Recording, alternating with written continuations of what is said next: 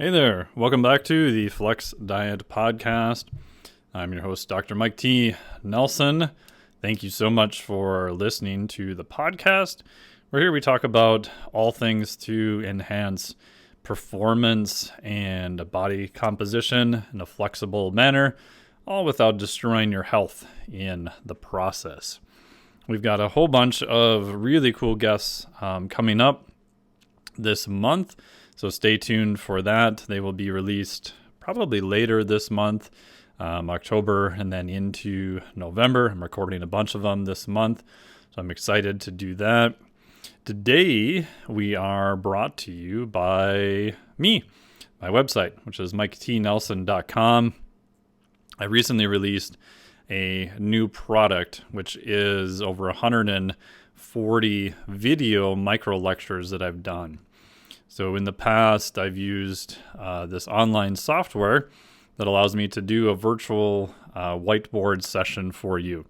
It does look more like a drunk chicken with a pen in its hand ran across a piece of paper and yammering about all sorts of science related to metabolic flexibility, mobility, heart rate variability, performance, lifting, biomechanics, grip stuff, mTOR versus AMPK, all sorts of things.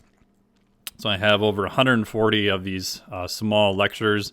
They're anywhere from a couple minutes on up to 20 minutes, I think was the longest one that I've done. Some of these in the past I used for teaching at the college level. The college I was teaching at years ago doesn't exist anymore, so I have the rights to use them, and I didn't use any of their material at all.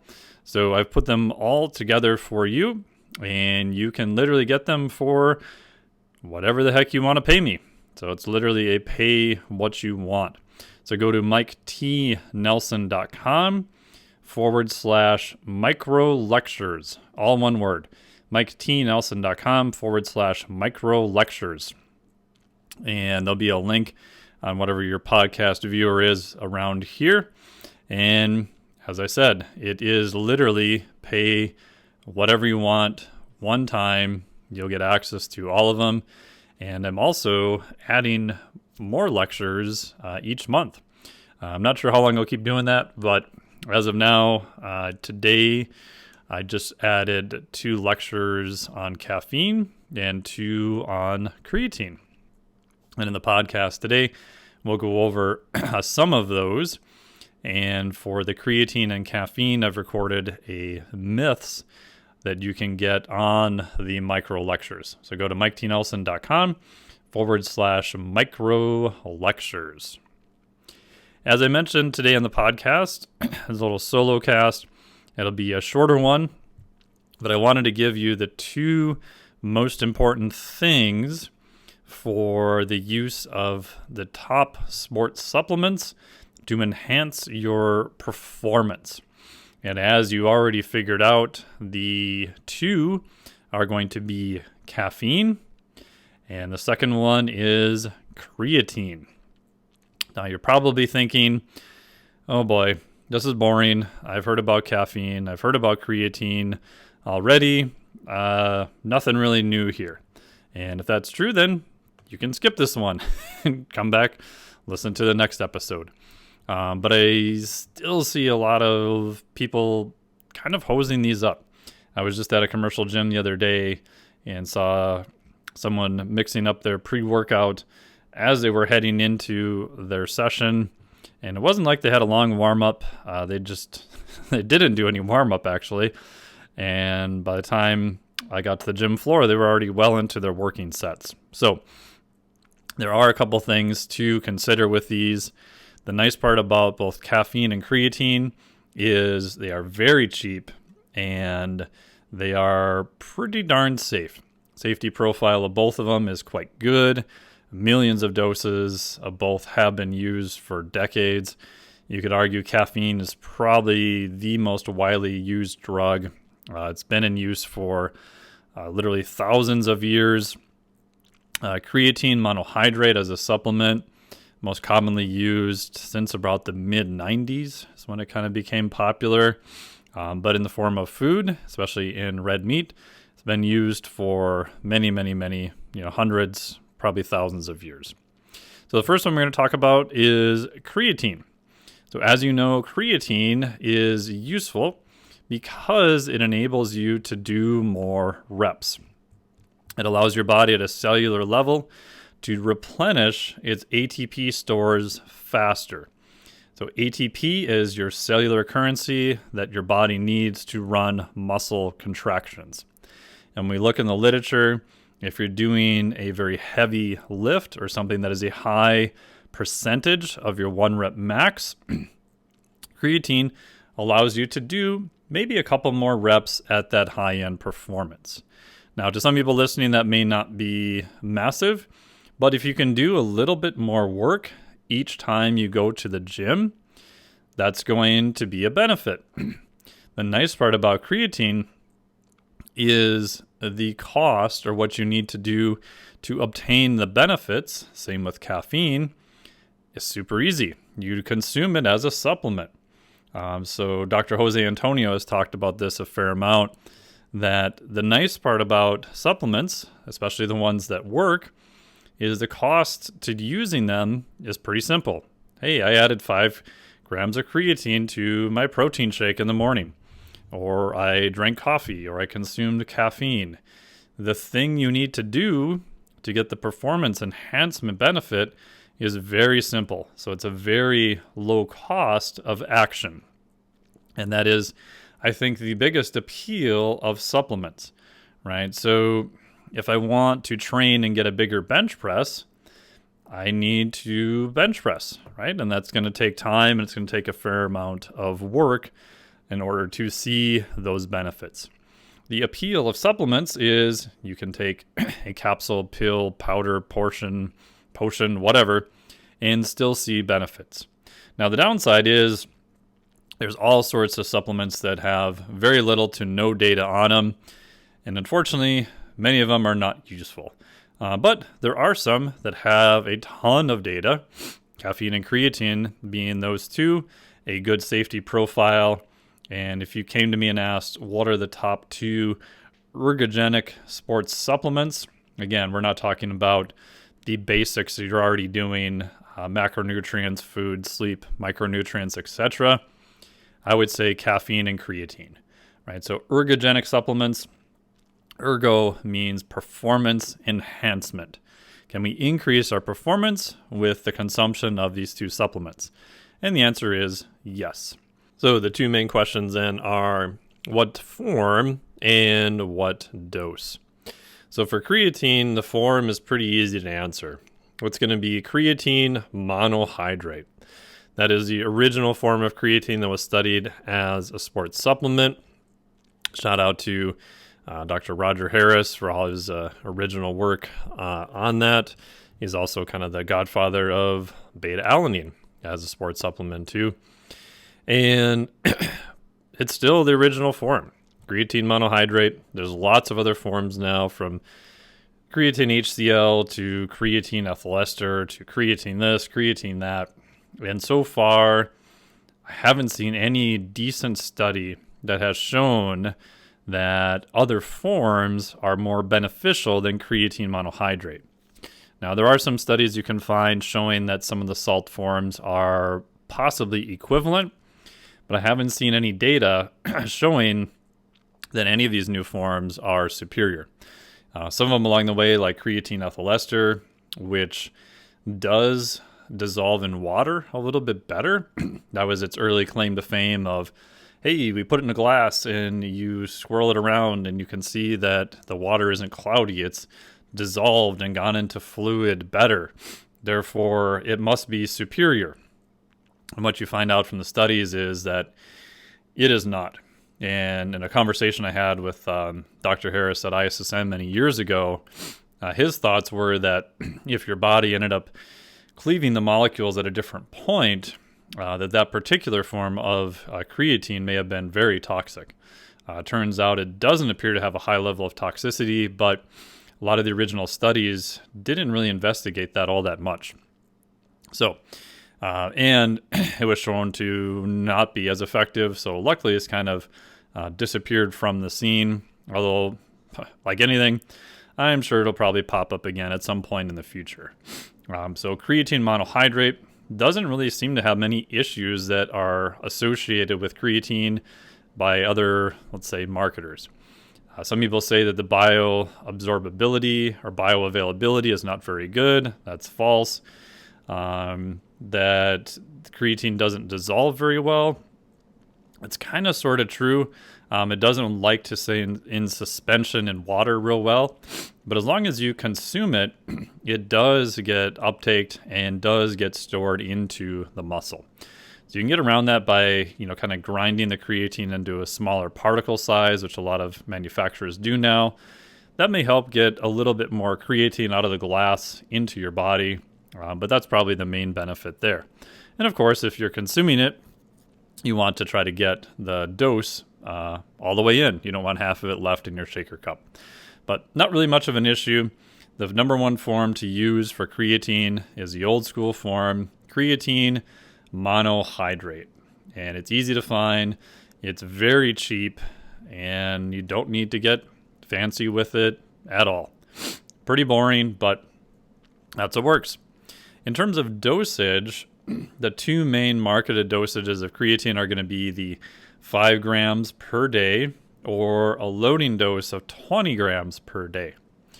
Now, if we look in the literature, they typically compare 5 grams per day, and then the loading dose of 20 grams per day is done over the course of 5 to 7 days. And it is true that if we look at the end of only 7 days, the loading dose will be a little bit higher. So remember that creatine is stored in the muscle tissue itself. So at the end of 7 days, 20 grams per day is a little bit better in terms of the amount of creatine in the muscle. However, if we look at the end of 30 days, 5 grams per day or a 1 week loading dose of 20 grams per day, and then go down to 5 grams per day.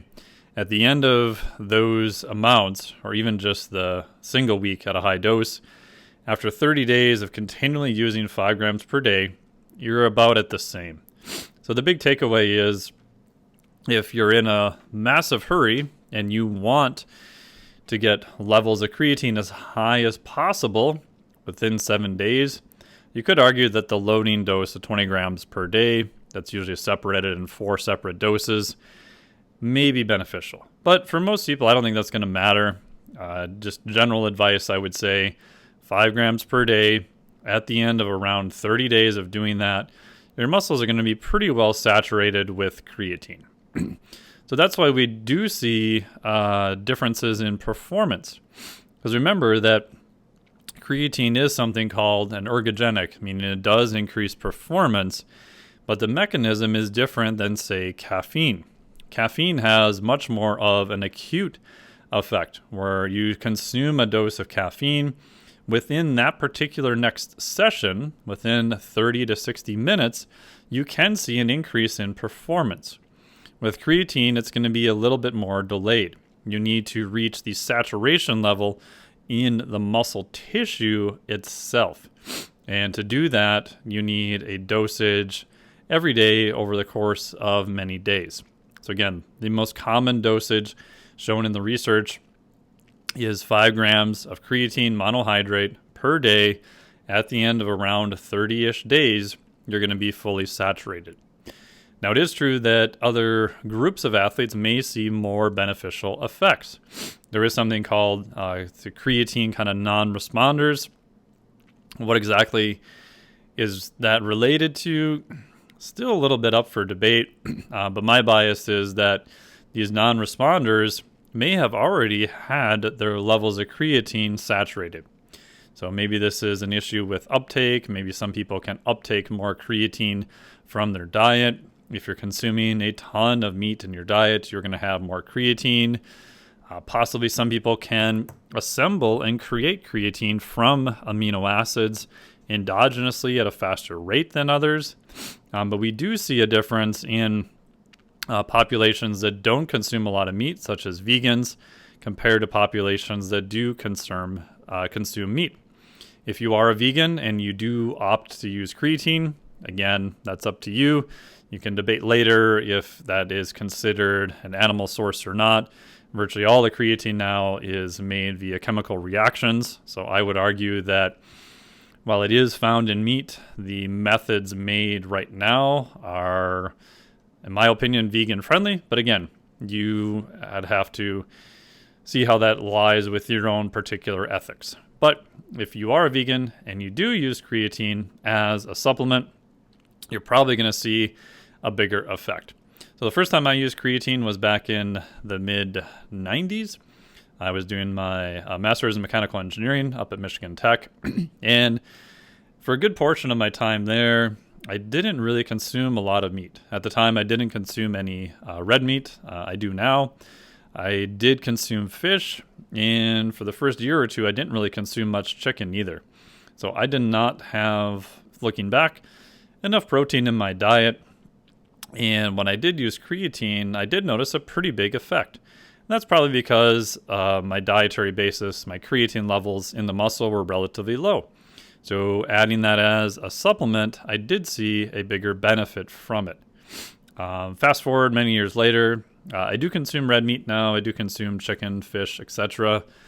I've gone through periods of time of loading creatine and not loading it. I've gone for like 2 or 3 months just as an experiment without using creatine as a supplement to see if I notice any big drop in performance.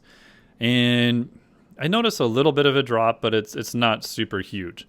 I definitely don't notice as big a benefit compared to when I was consuming much lower levels of meat, and especially no red meat in my diet. I still generally use it though, because I think there's a lot of other benefits to it. I talk a little bit about that in the micro lectures that I did. There's some very interesting brain effects. There's some interesting health effects. And the safety profile is really good. And it's dirt cheap. So I don't know any reason not to really consume creatine for generally healthy people based on the research. So I do take about 5 grams per day most days. In reality, that's probably about 5 days per week because sometimes I forget on weekends. So creatine, best form, monohydrate, dosage, about 5 grams per day. So for caffeine, we're switching topics here. This is the other top ergogenic. It is extremely cheap.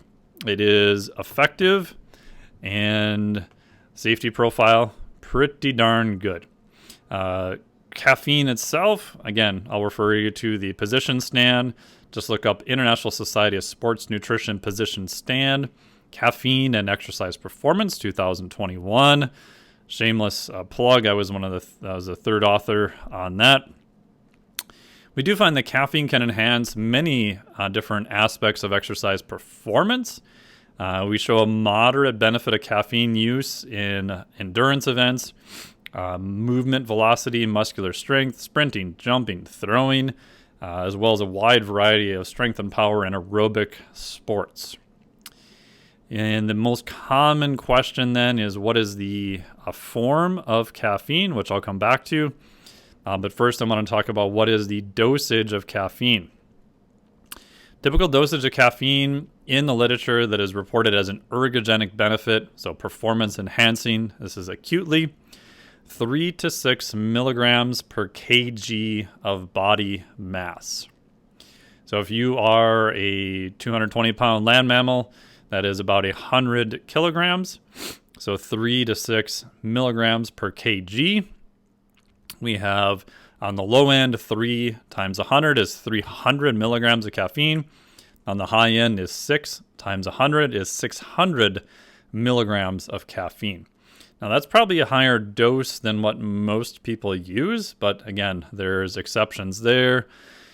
There is some data that as low as 2 mg per kg. So if you're a 100 kg athlete, again, that'd be 200 milligrams, may be beneficial.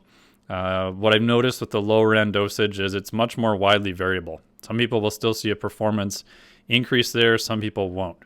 Now, this does get a little bit confusing because we're talking about acute exercise performance here.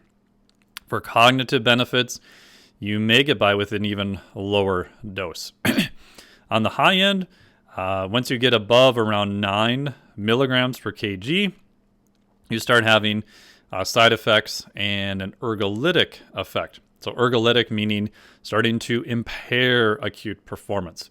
So again, 9 mg per kg, that is a 900 milligram dose of caffeine. That is a massive dose of caffeine. So for some reference, the typical no-dose tablets that you see are typically in the US around 200 milligrams per tab. So if you're at 600 milligrams, that would be 3 of those. And that's a pretty darn healthy dose. Now again, individual variation with this is very, very high. This can be from genetic reasons. Some people are fast versus slow metabolizers. When you consumed it, what type of exercise you're doing. So there's a lot of variables. In general, I tell people to start with as low as 100 milligrams and then go up by 100 milligrams with each testing. So in a perfect world, you'll be doing this many, many, many weeks out from your competition. You would pick whatever exercise you want to standardize. I like using something that gives me easy data. This could be a set weight for reps. This could be a 1 rep max performance. I like using the rower a lot because for power, I'm going to get watts and I'm going to get time. I'm going to get all my performance metrics from it. So I would start low, just at 100 milligrams, do whatever exercise that you're looking to perform and to increase. And then also rate your RPE, so rating a perceived exertion. How hard did that feel? Have a few rest days, because if you're doing this back-to-back, you're going to have some fatigue, which you want to reduce or eliminate. And the next time, use 200 milligrams. A few more rest days, and again, this may be the next week, depending on how much time you have. Go up to 300 milligrams. And you're going to keep going up until you see a drop-off in performance. So for myself, 400 milligrams for me. Right now I weigh, as of this morning, 230. That's right around my sweet spot. Sometimes I can go a little bit over that, so 450. But I start getting to 500, 600 milligrams, I definitely see a drop in performance. So we're looking for the point where you see the greatest performance increase, and where it drops off, then you're going to have a pretty good idea of what that amount of caffeine is. Now, again, this is not something I recommend use for every single training session. At minimum, I'll do something called a priority training, where I'll pick what is, for myself or my clients, the number one thing, and we may consider using caffeine then. I say may because this can increase overall stress, and that's something to keep an eye on. If I have clients who are already consuming some caffeine and tend to be higher on the stress spectrum, looking at heart rate variability, for their day-to-day training and in their training sessions, I'm probably not really going to have them use a lot of caffeine. Before a big event, we'll take some time and we'll figure out what is going to be best for them. Again, there's a lot of variations, because if you have events like, say, obstacle course racing, that are spread out over a time period, or you're doing multiple daily events, may or may not be as beneficial as compared to a powerlifting event where you know when you're going to perform and you're going to do 3 lifts. Even with powerlifting, I tend to have athletes only use caffeine for a high dose before what they consider their weaker lift. If you're doing 3 lifts, and let's say it's a big meet, it's spread out over 5 hours, you probably don't want to be hitting high amounts of caffeine before every lift, right? We're going to pick the lift that is going to be most beneficial for you. We may use little smaller amounts around other lifts, but we're going to try to have the biggest impact on that one particular lift. So again, it's, coaching is also an art in addition to a science. But most people, if they're looking for an all-out ergogenic performance aid, tend to underdose caffeine. Most people I also see tend to use lower amounts, probably a little bit too much for most of their training sessions. Again, I think it can be beneficial, but not something I'd recommend people to use all of the time. The little phrase I like is that, caffeine is the credit card of sleep. So a lot of athletes I see are substituting caffeine for sleep. So you want to make sure you have all your other basics, of course, in line beforehand. So that covers dosage. Most common timing is going to be 30 to 60 minutes before exercise. form, it appears to me that a lot of endurance athletes like to use coffee for it. And I love coffee. I think it is one of life's simple pleasures. However, it is extremely variable in caffeine content. And that's what makes using coffee for a big event and an ergogenic benefit quite difficult. The reason that I will then use anhydrous forms of caffeine is because it is much more stable. So by anhydrous caffeine, I mean just caffeine as a supplement, such as a capsule or a tablet. Anhydrous just means no water. So it's literally just the caffeine powder itself. Now, from some places online, you can find caffeine in just a straight up powder. The US has kind of made that not really possible so much anymore because people are idiotic and will take too much caffeine in a powdered form and run into issues. Of course, if you're taking a very high amount of caffeine, you can run into acute issues, and if you take too much of it, you can potentially die if you cross something called LD50.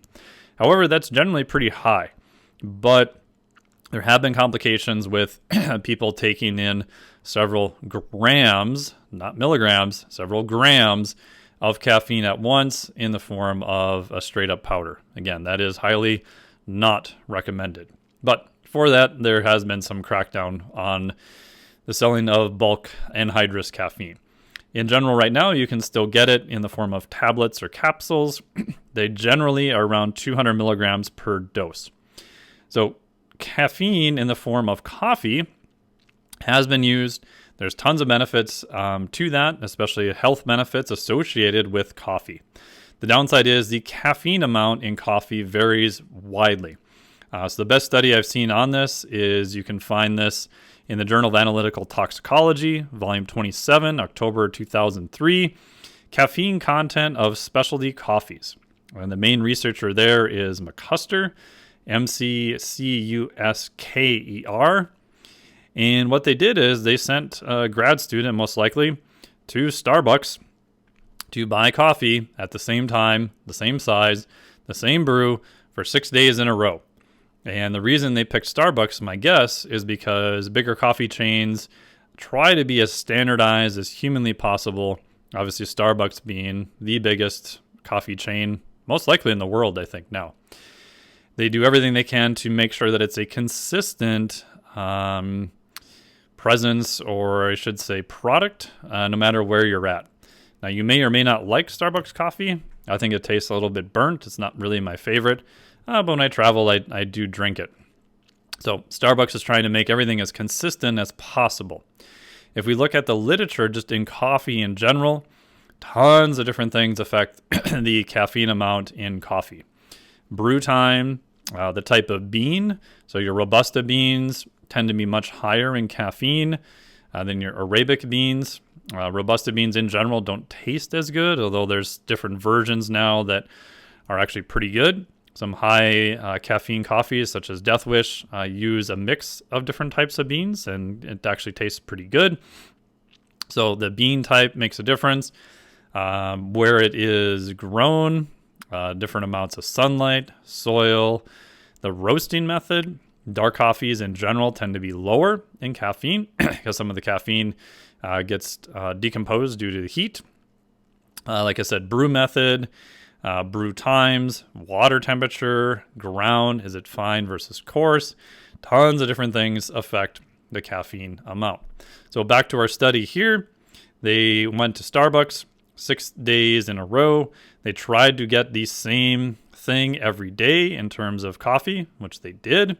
And what they found was, when they analyzed it by using HPLC, a very wide range of caffeine. So they said, quote, notable finding is a wide range of caffeine concentration, which varied from 259 to 564 milligrams per dose, right? So it's in the same cup of coffee beverage obtained from the same outlet on 6 consecutive days. So in English, what this means is that if you're on the low end, you could be at, let's say, round up 260 milligrams of caffeine.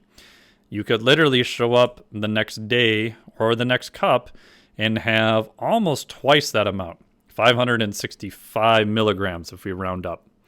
So that is a huge variation. And if you are trying to use coffee and determine your performance outcome from that, the amount of caffeine you're getting is varying widely. So that is why I generally don't recommend coffee for use when you're trying to really dial in your performance. Now, again, if you just like using coffee before an average training session, cool. I think that's fine. I do that myself on occasion. But again, if you are a high-level athlete, you have everything dialed in, and you're using caffeine as an ergogenic specifically, trying to even change by 100 milligram dose using coffee is going to be almost impossible. So that's why I like using the form that is an anhydrous as a supplement, just caffeine all by itself, taken at the same time beforehand. So there we go. There are our top 2 ergogenic supplements. Both start with the letter C. They're very cheap, inexpensive, effective, have a ton of research on them, great safety profile. We've covered the form. So with creatine, monohydrate, dosing, 5 grams per day. So for caffeine, the form is going to be as a supplement by itself or an anhydrous form, tablet or capsule. I prefer tablets because it makes it easier to get 100 milligram change in dose. And dosing is going to be between 3 to 6 milligrams per kg. So if you're a 100 kilogram athlete, that's going to be 300 to 600 milligrams. If you're a athlete that's half that size, obviously it's going to be half. So it is body weight dependent. And if you want to learn more about some of the myths that are associated with both creatine and caffeine, you can go to my website and get the micro lectures when I talk about I have the 7 myths with caffeine, or 3 with caffeine and 3 with creatine, I think. Anyway, I've got some myths there that's about caffeine and creatine. Go to MikeTNelson.com/micro lectures. MikeTNelson.com, MicroLectures. And you can literally pay whatever you want, and you'll get over 140 videos. It's just me writing on a whiteboard. So if you want expert penmanship, do not buy these videos. The penmanship is frankly pretty darn horrible, but I talk over each one, so hopefully you can understand what I'm saying. And we've got over 140 videos ranging from everything from effects of testosterone, exercise performance, heart rate variability, daily training, bioenergetics, supplements, behavioral change models such as the trans-theoretical model.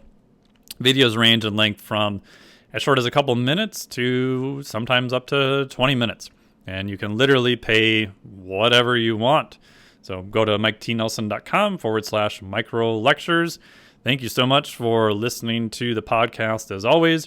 Really, really appreciate it. And we'll be back coming up soon with a few more solo casts. And then I've got a whole bunch of interviews once again with other experts.